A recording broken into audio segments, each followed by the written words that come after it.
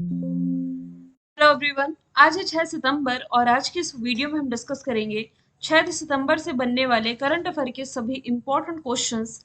कल की क्लास में हमने देखा था कि पश्चिम बंगाल विधानसभा में अभी हाल ही में एंटी रेप बिल है जो कि ये पास हो गया है। सितंबर 2024 में prime minister Narendra Modi Brunei के दौरे पर थे और इस देश का दौरा करने वाले ये पहले भारतीय प्रधानमंत्री बने।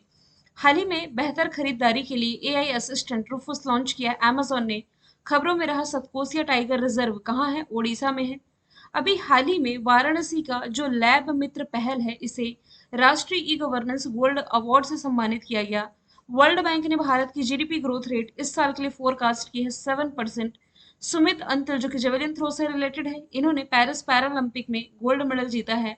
अभी हाल ही में उरुग्वे के फुटबॉलर लुइस सुआरोज ने इंटरनेशनल फुटबॉल से संन्यास की घोषणा की। और अभी हाल ही में कृषि क्षेत्र में बढ़ावा के लिए एग्रीश्योर योजना की शुरुआत ये शिवराज सिंह चौहान ने की है, जो कि वर्तमान में हमारे कृषि मंत्री हैं। और अभी हाल ही में भारत का पहला प्रदूषण नियंत्रण पोत जो है समुद्र प्रताप लॉन्च किया गया है गोवा में। तो ये सभी क्वेश्चंस हमने कल पढ़ लिए थे। शुरू करते हैं आज का हमारा पहला सवाल। सवाल है, हाल ही में किस देश के राष्ट्रपति इमैनुअल मैक्रोन को ओलंपिक ऑर्डर से सम्मानित किया गया है? तो देखिए, इमैनुअल मैक्रोन जो कि फ्रांस के राष्ट्रपति हैं, इन्हें अभी हाल ही में ओलंपिक ऑर्डर से सम्मानित किया गया है। और ये इंटरनेशनल ओलंपिक कमेटी के जो अध्यक्ष है ना, थॉमस बाक, इन्हीं के द्वारा सम्मानित किया गया है पेरिस के एलिसी पैलेस में। अब क्यों सम्मानित किया गया है? तो पेरिस ओलंपिक 2024 का आयोजन आप सभी को मालूम है ये फ्रांस में ही किया गया था। इसके सफलतापूर्वक आयोजन के लिए जो कंट्रीब्यूशन दिया गया है इस देश के द्वारा, इस देश के प्रेसिडेंट को सम्मानित किया है इंटरनेशनल ओलंपिक कमेटी ने। इंटरनेशनल ओलंपिक कमेटी का डिस्कशन आया है तो 1894 1894 इसका फॉर्मेशन ईयर है। लॉजन स्विट्जरलैंड में हेडक्वार्टर, और जैसे कि मैंने बताया थॉमस बाक इसके अध्यक्ष हो जाएंगे। और कई बार मैंने आपको बताया है कि भाई समर ओलंपिक होता है, एक विंटर ओलंपिक होता है, दोनों ही 4-4 साल में होते हैं। तो जो समर ओलंपिक है, जैसे लास्ट टाइम हुआ था कहाँ पर? टोक्यो जापान में। और अभी कहाँ हुआ है? फ्रांस की कैपिटल पेरिस में, जिसका ये 33वां एडिशन था। तो अभी हुआ पेरिस फ्रांस में। अब इसके जो नेक्स्ट होगा 2024 का पेरिस फ्रांस है। अब जो 2028 में होना है ये अमेरिका के लॉस एंजल्स में आयोजित किया जाएगा। सेम वैसे ही विंटर ओलंपिक 2022 के निकल चुके हैं, तो अब आप मानिए कि नेक्स्ट जो विंटर ओलंपिक आ रहा है ये 2026 में आयोजित किया जाएगा इटली के मिलान शहर में। तो एडिशनल तौर पर आप ये भी रिलेट कर सकते हैं। ठीक है। यदि मैं बात करूँ फ्रांस की, यूरोप के मैप में आप देख सकते हैं इसकी लोकेशन। कैपिटल इसकी हो जाएगी पेरिस, पेरिस बसी हुई है सीन नदी के किनारे। करेंसी हो जाएगी यूरो, प्रेसिडेंट हो जाएंगे इमैनुअल मैक्रोन, और प्रधानमंत्री जो कि फ्रांस के इतिहास के सबसे युवा प्रधानमंत्री हैं ये हो जाएंगे गैब्रियल अटेल। फ्रांस की यदि करंट के फैक्ट यदि हम देखें ना, तो इस साल के जो समर ओलंपिक थे इसने ही होस्ट किए हैं, जिसमें कि टॉप पर जो कंट्री थी अमेरिका, चाइना और जापान रही है। भारत 6 मेडल के साथ इसमें 71 प्लेस पर रहा। एबॉर्शन को लीगल करने वाला ये पहला देश है, यूपीआई अपनाने वाला पहला यूरोपीय देश, और इंटरनेशनल सोलर अलायंस का ये हो जाएगा उपाध्यक्ष, अध्यक्ष क्योंकि भारत ही है। ठीक है। अच्छा, यहाँ यदि आप यूके की लोकेशन देख पा रहे हैं ना, तो इसे आप ध्यान में रखिए क्योंकि आगे मैं इंग्लिश चैनल का डिस्कशन करने जा रही हूँ। इंग्लिश चैनल जो कि यूके और फ्रांस के बीच में है, 34 किलोमीटर लगभग इसकी दूरी है, जिसे लोग तैर कर भी पार करते हैं। इसी इंग्लिश चैनल का आगे मैं डिस्कशन करने वाली हूँ। यदि आप ऑप्शन से रिलेट करेंगे ना, तो ग्रीस के जो प्रधानमंत्री हैं किरियाकोस मित्सोटाकिस, इस साल का जो रायसीना डायलॉग रहा है, रायसीना डायलॉग 2024, जो कि राजधानी दिल्ली में आयोजित किया गया, इसमें ये मुख्य अतिथि के रूप में शामिल हुए थे। ब्रिटेन से यदि रिलेट करेंगे तो देखिए ब्रिटेन के जो नए प्रधानमंत्री बनने जा रहे हैं, लेबर पार्टी के कीर स्टारमर बनने जा रहे हैं, और ये इसका किनका स्थान लेंगे? भारतीय मूल के जो प्राइम मिनिस्टर है ऋषि सुनक, इनका। रशिया के जो प्रेसिडेंट है इनका नाम हो जाएगा व्लादिमीर पुतिन। और यदि आप करंट से रिलेट करें तो व्लादिमीर पुतिन से ओलंपिक ऑर्डर जो है ये वापस लिया गया था। जैसे कि इमैनुअल मैक्रोन को क्या किया गया है? दिया गया है, लेकिन रशिया के प्रेसिडेंट से ये वापस ले लिया गया था। क्यों? क्योंकि रशिया कॉन्फ्लिक्ट, विवाद जो चर्चे में था, इसके कारण, मतलब कि यूक्रेन में जो हिंसा का माहौल था, यूक्रेन में जिस तरह से हिंसा हुई, इसका पूरा आरोप जो है ये रशिया पर लगाया गया और रशिया से ये जो ओलंपिक ऑर्डर पुरस्कार है ये वापस ले लिया गया था। यदि मैं बात करूं सवाल नंबर दूसरे की, जिसमें कि विस्तारा एयरलाइन की हम बात कर रहे हैं कि हाल ही में विस्तारा का किस एयरलाइन में विलय होगा, यानी कि मर्ज किया जा रहा है विस्तारा का एयर इंडिया में। ऑप्शन नंबर बी इसका राइट आंसर हो जाएगा। विस्तारा एयरलाइंस ये इसी साल 12 नवंबर से अपनी सर्विसेज बंद कर रही है और 11 नवंबर को आखिरी बार ये अपनी जो उड़ान है ये भरने जा रही है। विस्तारा एयरलाइंस का जो मर्ज है एयर इंडिया के साथ होने जा रहा है। विस्तारा एयरलाइंस के जहाज 12 नवंबर से एयर इंडिया का ही हिस्सा होंगे। विस्तारा की यदि मैं बात करूं 2013 में इसकी स्थापना हुई, गुरुग्राम हरियाणा में हेडक्वार्टर है। एयर इंडिया 1932 से एक्टिव है ये और इसका मुख्यालय हो जाएगा नई दिल्ली में। सवाल नंबर तीसरा है, राष्ट्रपति द्रौपदी मुर्मू ने किस राज्य में विश्व शांति बुद्ध विहार का उद्घाटन किया? तो इसका उद्घाटन इन्होंने भी हाल ही में किया है महाराष्ट्र के लातूर में। ऑप्शन नंबर सी इसका राइट आंसर हो जाएगा। और जिसमें कि गौतम बुद्ध की प्रतिमा और बाबा साहेब अंबेडकर को श्रद्धांजलि दी गई है।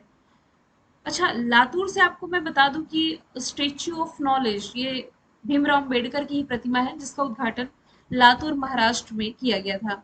महाराष्ट्र की मैं बात कर रही हूँ। महाराष्ट्र की कैपिटल मुंबई, मुख्यमंत्री एकनाथ शिंदे, राज्यपाल सीपी राधाकृष्णन है। नेशनल पार्क में संजय गांधी नवेगांव पेच आप रिलेट कर सकते हैं। यदि करंट से रिलेट करेंगे तो महाराष्ट्र को अभी हाल ही में सर्वश्रेष्ठ कृषि राज्य का अवार्ड मिला है। सुजाता सोनिक महाराष्ट्र की पहली महिला मुख्य सचिव बनी है। और महाराष्ट्र में ही अभी हाल ही में चर्चे में रहा बधावन पोर्ट आप रिलेट कर सकते हैं। 27वां राष्ट्रीय युवा महोत्सव का आयोजन नासिक में किया गया था और महाराष्ट्र पुलिस का नया डीजीपी रश्मि शुक्ला को बनाया गया। एफडीआई का सबसे बड़ा प्राप्तकर्ता राज्य महाराष्ट्र हो जाएगा। ठीक है। गुजरात से यदि आप रिलेट करेंगे तो गुजरात के सांदड़ में अभी हाल ही में नई सेमीकंडक्टर प्लांट को मंजूरी मिली है। ओडिशा जो है, ओडिशा से यदि रिलेट करें तो 24/7 ग्रेन एटीएम की शुरुआत करने वाला पहला राज्य है।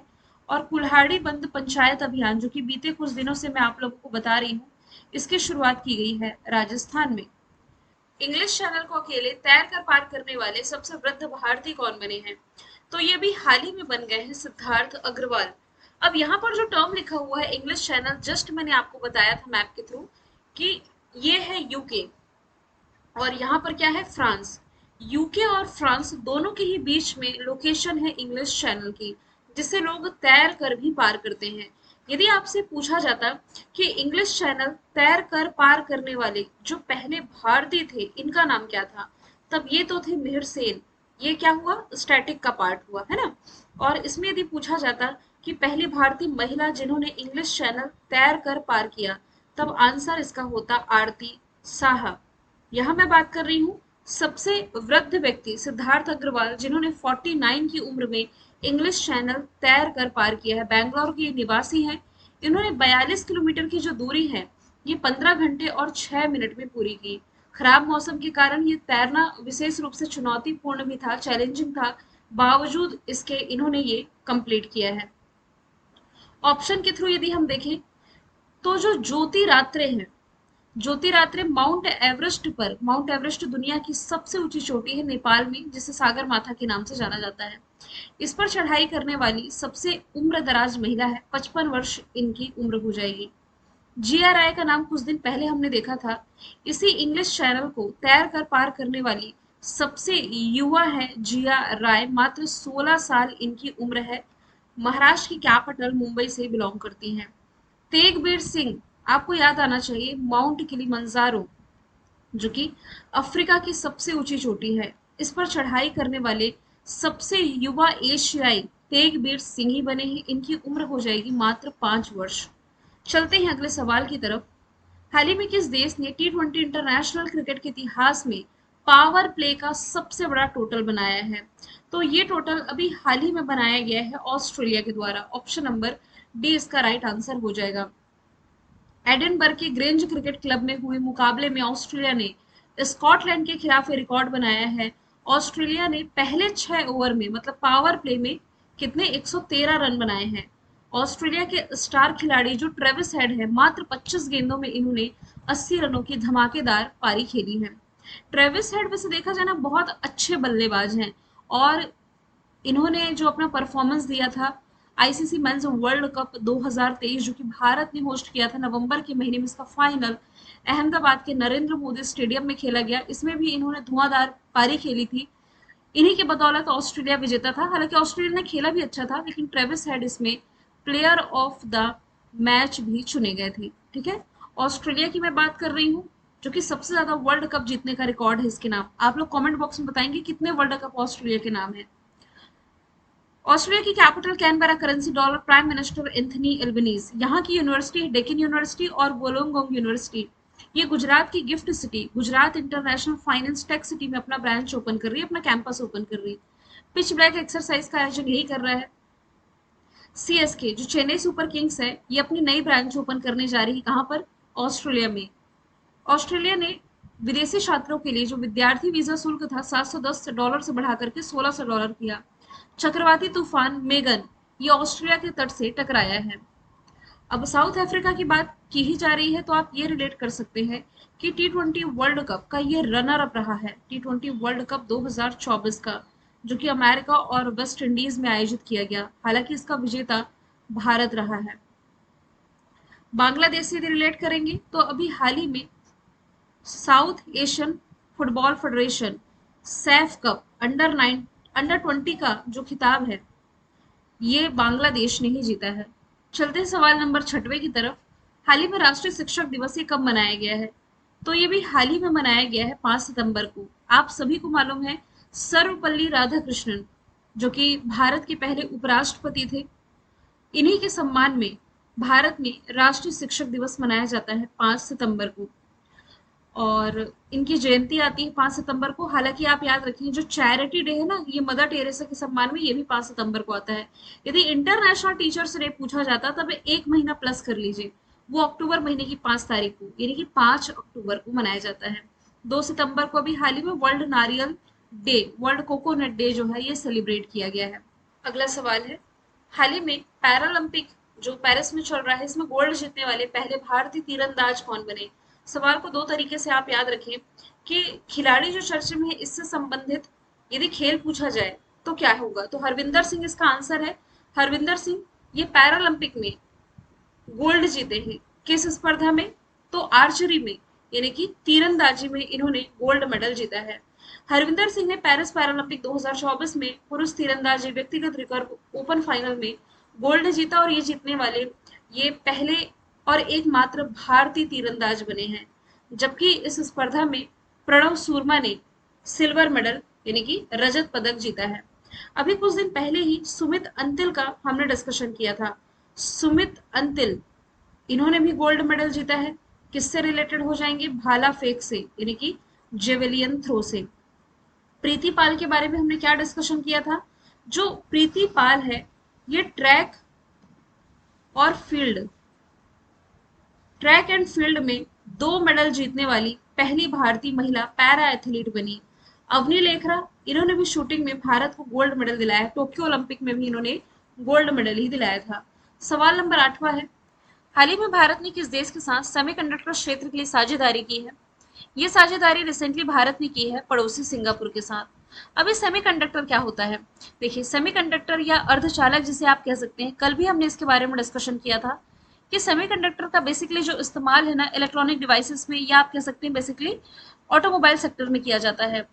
और भारत इस क्षेत्र में आत्मनिर्भर बनना चाहता है, किसी कंट्री के ऊपर डिपेंड नहीं रहना चाहता है, जिसके लिए भारत ने अभी रिसेंटली गुजरात के सांदड़ में एक नए सेमीकंडक्टर प्लांट को भी मंजूरी दी थी। तो अभी क्या है कि भारत और सिंगापुर के बीच सेमीकंडक्टर के क्षेत्र में इकोसिस्टम बनाने के लिए एक नया समझौता किया गया है, क्योंकि आने वाले समय में यदि देखा जाए तो उसी देश की धाक होगी जिसके पास सेमीकंडक्टर की ताकत होगी। मोटे तौर पर ये जो समझौता है, ये सेमीकंडक्टर निर्माण में जुटी जो सिंगापुर की कंपनी है, कंपनियों की पूंजी और प्रौद्योगिकियों को भारतीय टैलेंट व इंफ्रास्ट्रक्चर के बीच संपर्क पुल का काम करेगी। भारत पहले से ही सेमीकंडक्टर निर्माण में एक बड़ी शक्ति बनने की अपनी इच्छा जता चुका है, इसलिए तो ये इस पर काम कर रहा है। तभी तो एक नया सेमीकंडक्टर प्लांट बन रहा है गुजरात में, और पिछले 1 वर्ष के भीतर 5 सेमीकंडक्टर प्लांट को मंजूरी भी मिली है भारत में। तो भारत में ई व्हीकल और घरेलू उपकरणों आदि की बढ़ती हुई मांग को देखकर माना जाता है कि यहाँ चिप्स यानी कि सेमीकंडक्टर की मांग काफी ज्यादा होगी। डील है सिंगापुर के साथ।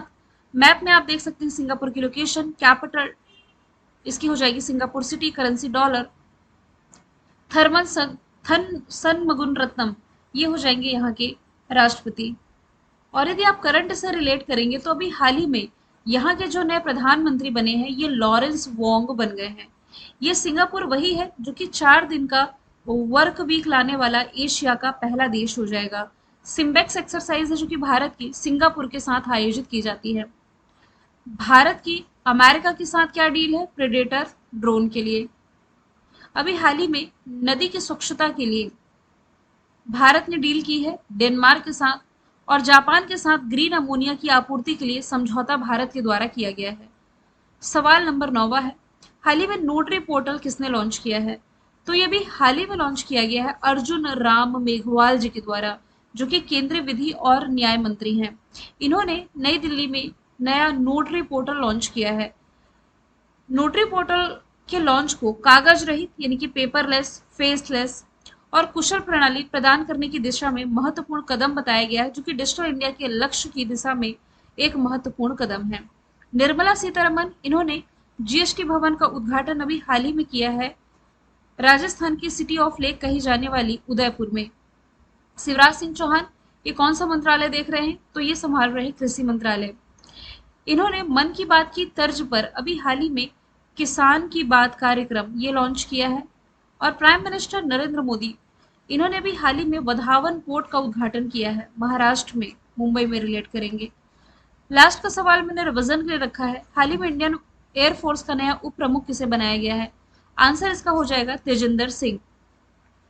एयर मार्शल तेजिंदर सिंह ये नई दिल्ली में भारतीय वायुसेना के उप प्रमुख का पदभार संभाल चुके हैं। इंडियन एयरफोर्स जो कि 8 अक्टूबर को अपना स्थापना दिवस मनाता है नई दिल्ली में, मुख्यालय विवेक राम चौधरी अध्यक्ष है। इसका मोटो है नभः स्पर्शम दीप्तम यानी कि touch the sky with glory.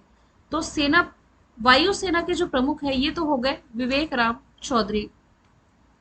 Dinesh Kumar Tripathi Indian navy का प्रभार संभाल रहे हैं। इंडियन आर्मी का उपेंद्र द्विवेदी, और इंडियन एयरफोर्स का जैसे कि मैंने बताया विवेक राम चौधरी। मैंने कल आपसे पूछा था किस देश की टीम ने अपना पहला डूरंड कप जीता, जिसका आंसर था नॉर्थ ईस्ट यूनाइटेड ने मोहन बागान को हरा करके। आज का सवाल है आपका, सुप्रीम कोर्ट की स्थापना के कितने वर्ष अभी हाल ही में पूरे हुए हैं? इसकी वर्षगांठ के मौके पर नया ध्वज और प्रतीक चिन्ह जो कि प्रेसिडेंट द्रौपदी मुर्मू जी के द्वारा लॉन्च किया गया। आंसर इसका जो भी है कमेंट बॉक्स में आप बताइएगा। मिलेंगे हम नेक्स्ट वीडियो में। Thank you so much.